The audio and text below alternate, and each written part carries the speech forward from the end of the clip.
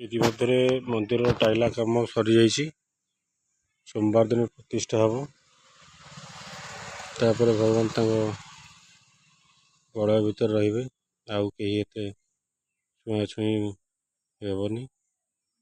ଆଉ ସେଇ ପ୍ରତିଷ୍ଠା ଦିନ ହିଁ ମୁଁ ଠାକୁରଙ୍କ ମହିମା ବିଷୟରେ କିଛି କହିବି।